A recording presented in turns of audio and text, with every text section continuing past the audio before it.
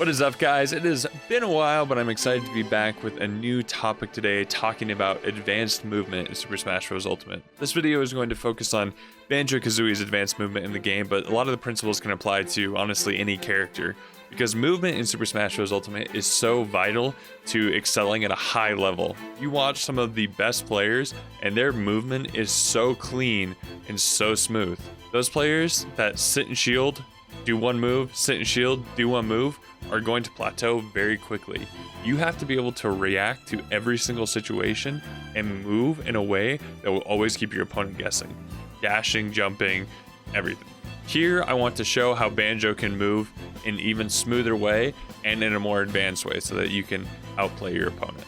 Just a reminder that I stream on Twitch at twitch.tv/jplaytriple_, streaming Smash, miscellaneous content, viewer battles, etc. Make sure to go follow me there, link in the description.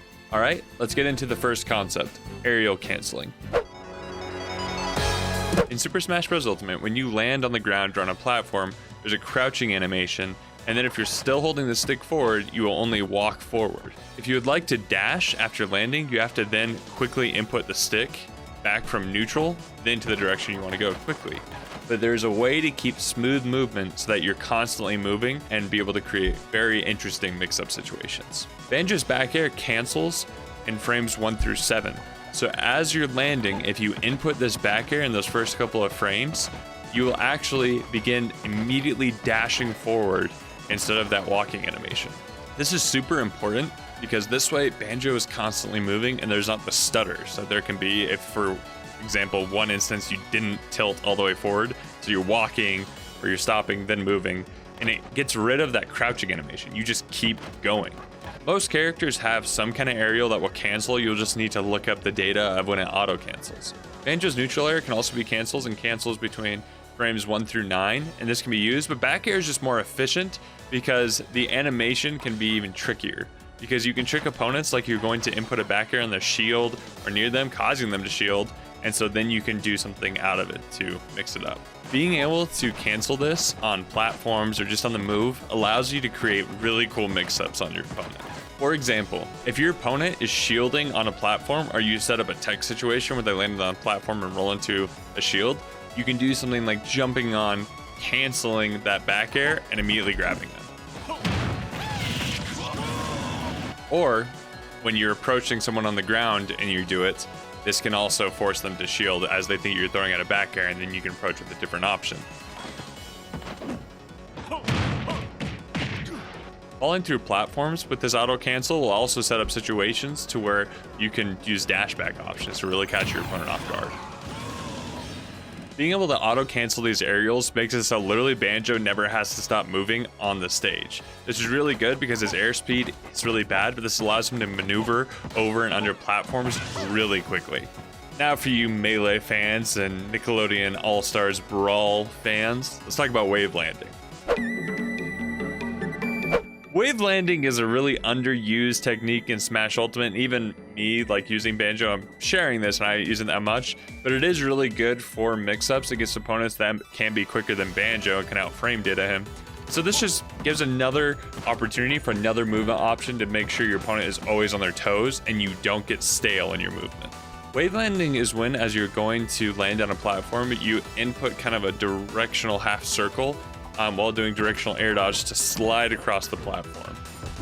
Melee players are very familiar with this tech because it is a big part of their movement options. There's no wave dashing in this game, but wave landing can be effective for mixing up options on ledge when you're trying to ledge trap, or just in neutral when you're trying to really mix up your opponent. Most people often do wave landings just in between stocks as just kind of a victory thing. I don't know, as taking a stock, I honestly do it, but it's out of habit. But it can be good just for mixing up your opponent when your movement options can be limited. Kazooie players actually do it quite often. I've seen riddles where if he sets up a tech chase situation on a platform, he will then wave land on top of it to continue the combo. Once again, wave landing is not super prominent in Ultimate, but once in a while wave land in neutral can really mix up your opponent and create a new opportunity that maybe you didn't have before. Also, if you're enjoying the video so far, make sure to drop a like, subscribe, and turn on those notifications. And if you really like the content that I put out, consider becoming a member of my channel. There's tiers as low as 99 cents, and all that money goes back into making more content for you guys, paying my editor, purchasing products, all that great stuff. Let's continue forward with backflipping. I harp on backflipping a lot in this game, but the thing is, it's so good. Backflipping gives you so many options, and when mixing that in with aerial canceling, you have even more options to mix up your opponent and create new situations that maybe you wouldn't have otherwise.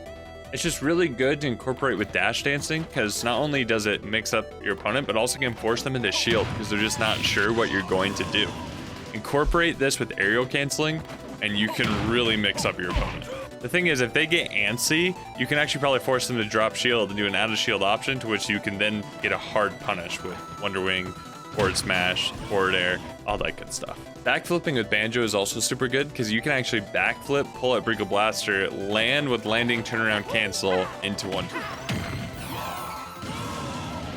Backflipping is just really good for mixing up options, and you really can do fun stuff out of it. Once again, you just want to always make sure Banjo is getting the most out of his movement because his airspeed is not great.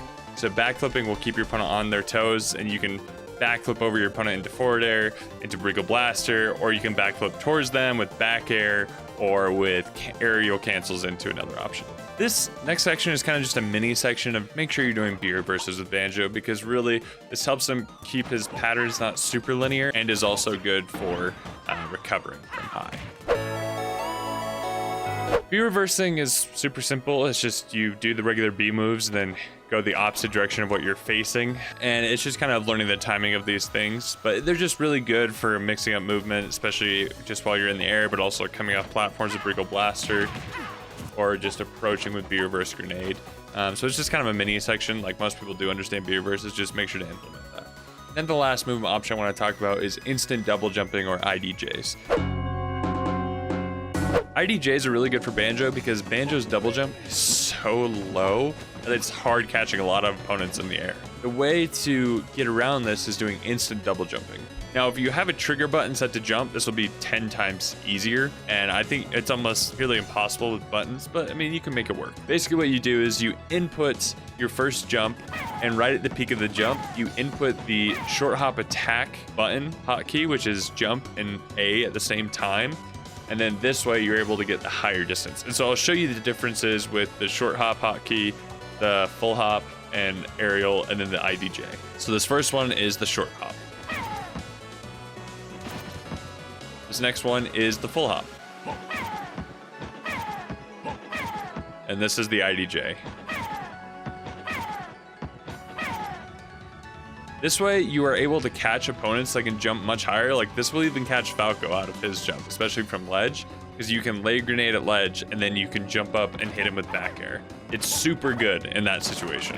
IDJs give Banjo a little more vertical movement that he really needs because his short hops and his double jumps are so low.